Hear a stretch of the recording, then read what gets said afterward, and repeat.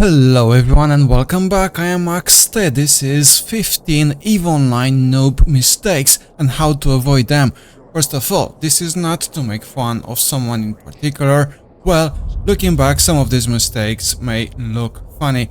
Everyone, and I mean everyone, even those advanced players who now are putting the bottom of their capsule in a fancy Titan class ship, everyone has started the same and has done similar mistakes, me included. With that clarified and in no particular order, let's start this. Oh, one more thing, I will try to follow the logic for those mistakes.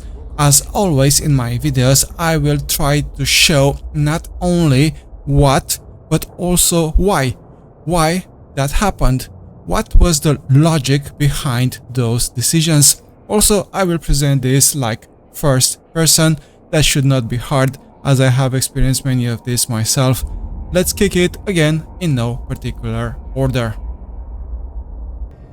Alright, let's start with not to use the right ship for the job. So here it is, this is me looking for a good mining ship. Of course we have the Venture, right? But I don't really like it because there are only two, I can only mount 2 miners on it. What about if I can find a ship to mount more miner modules? And out of all of these ships, for me, the transportation ships were looking promising. Why is that? Because let's have a look. Not in here.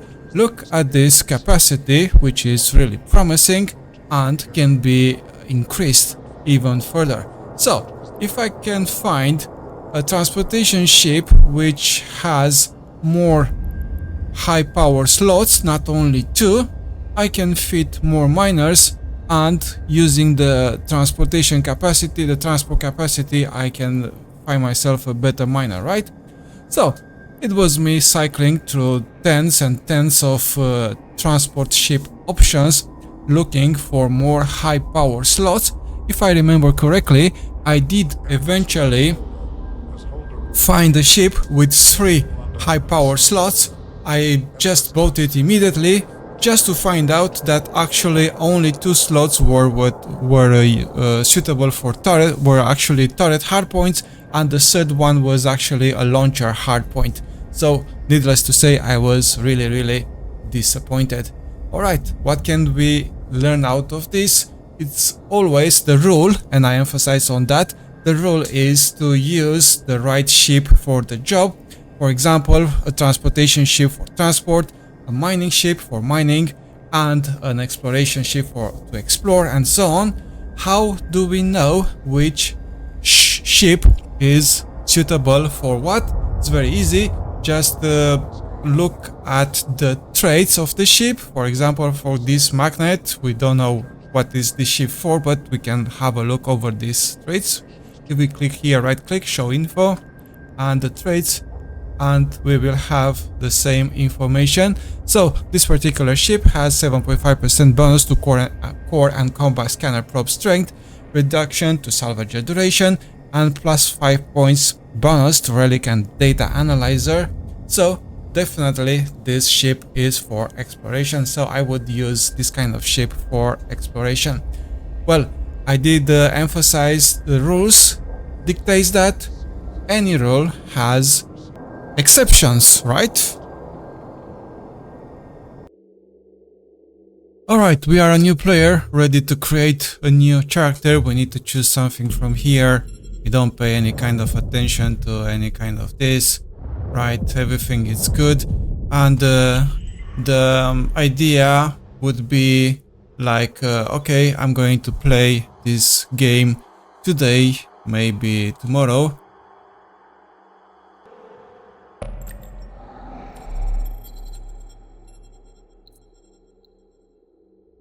Yeah, maybe this weekend, so doesn't matter how it looks like, right?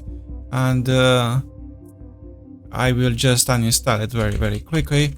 Now I am 3 years later into EVE Online, playing EVE Online for 3 years, and my character's name is DASSDF something like that. And the character name cannot be changed. Yes, it is true. The appearance in here can be altered, right? All right. What to deal with this? Of course, please pay attention when you create a character. Make it beautiful, make it relevant, and give it a nice name that will be with you all the time. Not to mention that different empires has slightly different way to approach things, which is also important. Next, we have deploying our MTU, our mobile tracking unit, without knowing that that can be actually freely shot by other players. So we are here doing a security mission, and we will deploy our MTU. Of course, there is not too many people around, so there should be no problem in this very particular case. But our MTU, while it's not killed by any of these NPCs, can be freely shot by other players. So how to deal with that? Always keep an eye on your MTU. Maybe make a target out of it. If something is suspicious, like to see the health status, right? And never hesitate to put it back in your cargo hold and jettison the cargo if anything goes bad. Of course, don't shoot your MTU. That would be really bad. Not to have tracking while doing missions. So we are doing here a security mission and we do not have tracking. I think the game engine is doing a great job about this. Especially for new players, it can be very frustrating not to have this tracking. What is the solution? Always discuss back, start the conversation with the agent, and here at the bottom there should be a track button. Also check for this tiny little button here, opportunities. If by mistake you have click on it, your tracking is gone, right? So you need to be sure that you check with this opportunity button as well. So the solution is put the tracking on, even if the game by it in itself is not doing that, is not always do that for you. Okay, getting stuck in an acceleration gate or in a large collidable object. Whenever we are trying to use an acceleration gate or we are doing something, we have the risk of getting stuck in there, like not be able to warp on time, or actually not be able to warp at all, right? So the solution for that would be to use the Q movements. Please see my other video. I will leave a link in the description of how to move and to navigate in EVE Online. And also another solution would be not to get really close to that, because whenever we get too close, we have the risk to get stuck in there, and that's really a noob. That's really a noob mistake. Not knowing or be aware about low sec or null sec areas.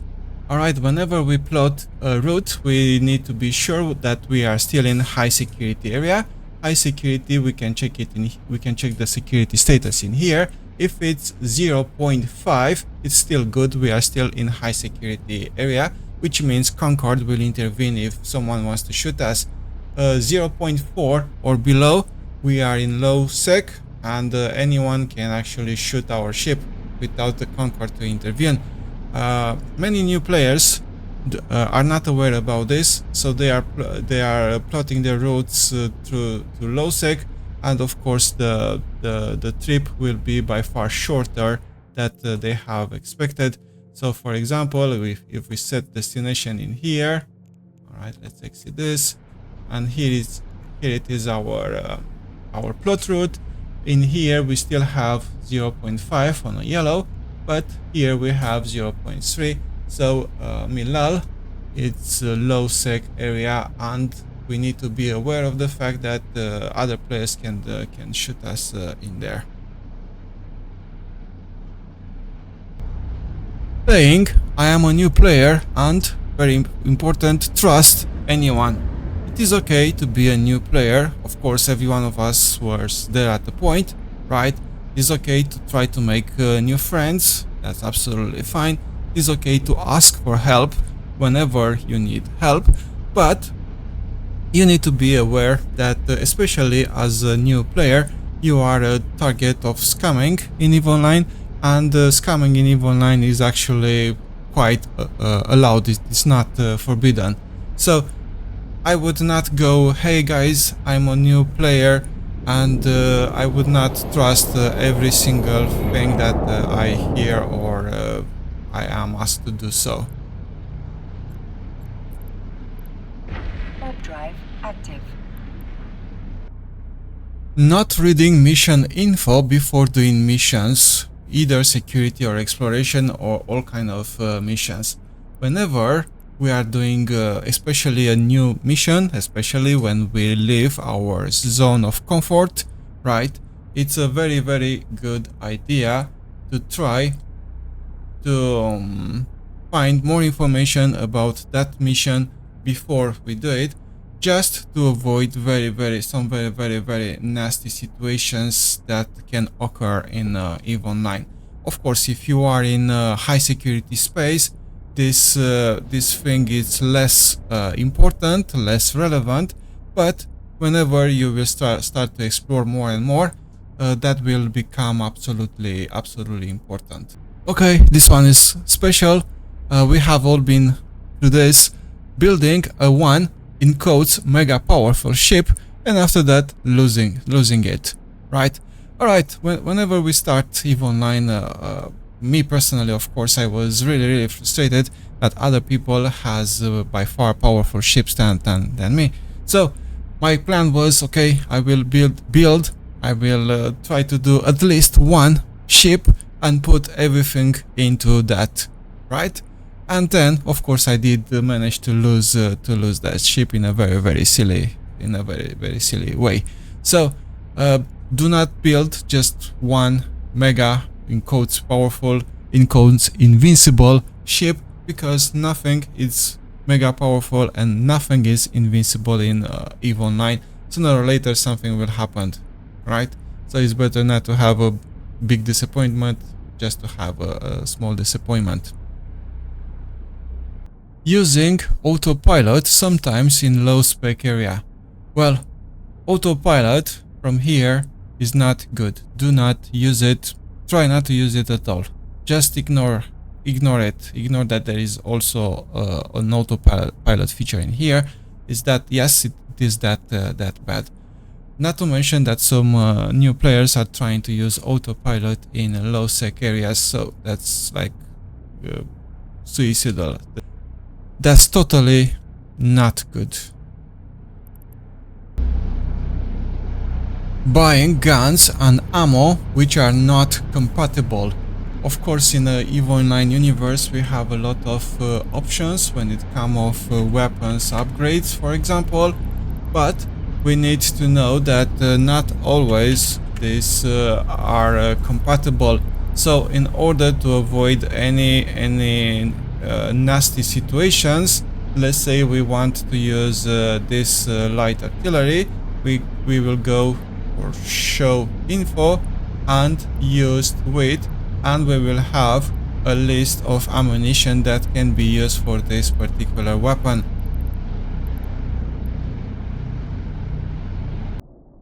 Next we have doing too many faction missions unaware that we will harm our standings and ability to travel freely. Of course, it is very tempting to go and do security missions, for example, but whenever we do a security mission, we will improve the standing with our faction, right? But at the same time, we will destroy our standing with the rival faction, right? So it's very important, for example, if you want to dock in Jita to do trading, to have good standing with Caldari, or for example, if you want to do Sisters of Eve epic art, it's very important to have good standings with Galente.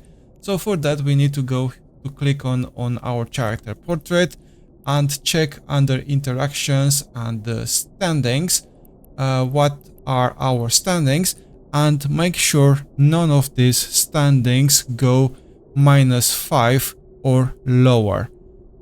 Up until -5 everyone is still okay, but lower than -5 it becomes not to be okay.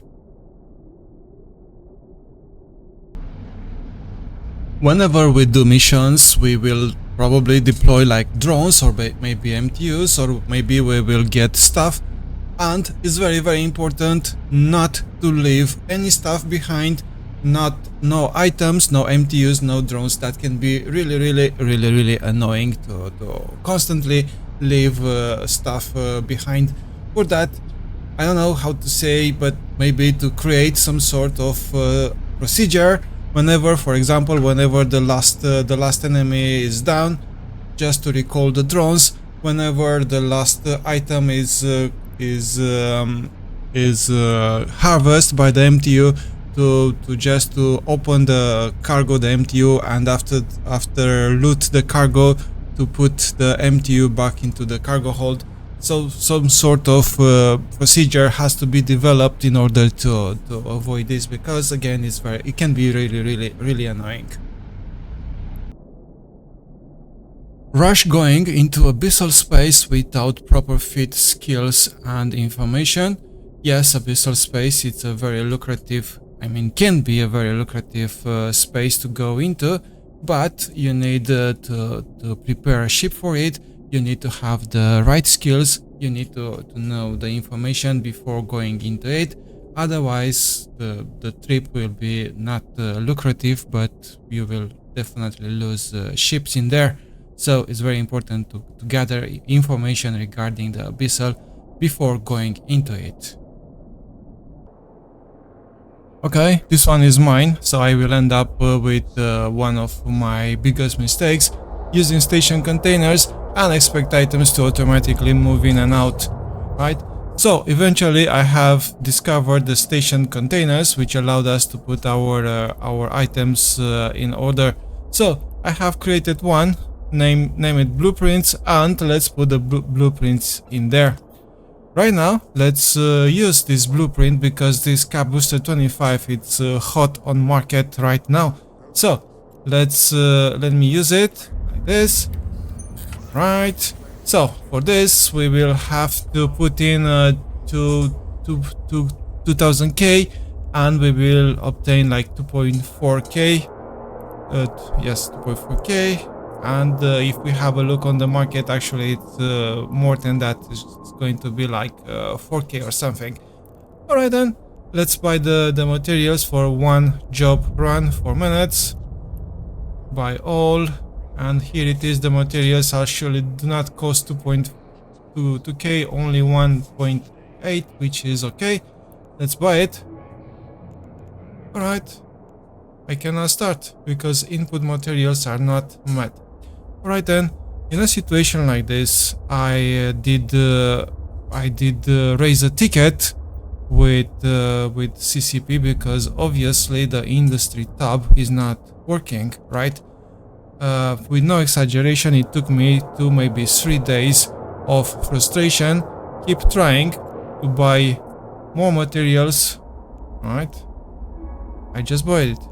Look, the materials are all over here, right? Why the thing is not working, right?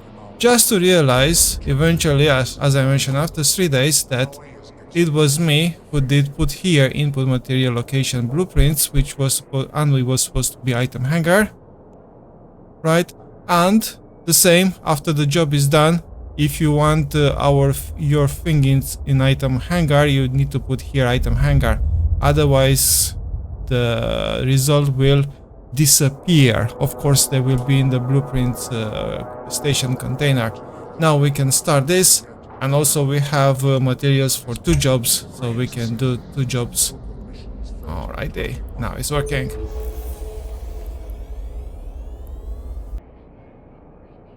Okay guys, that was 15 noob mistakes, how to avoid them. But while doing this, I just had like a feeling like this is not complete. I mean that there is a lot more to be told. So I would like to hear your opinion, your experiences, because everyone's experience is unique and maybe it would be nice to be shared. Please let me know in comments what was your experience while trying to learn EVO Online. I'm really looking forward to hear that, and maybe your input will prevent others to repeat history. Thank you, and we will see you in the next. Warp drive active. All of our tutorials are meant to be seen in sequence. Be sure you have checked on that. Before we go, please give us a thumbs up, it's free. Grow with the channel, hit that subscribe button and activate notification bell now. Share and always recommend Maxte in your social media and to your friends. Thank you for being with us. See you in the next one.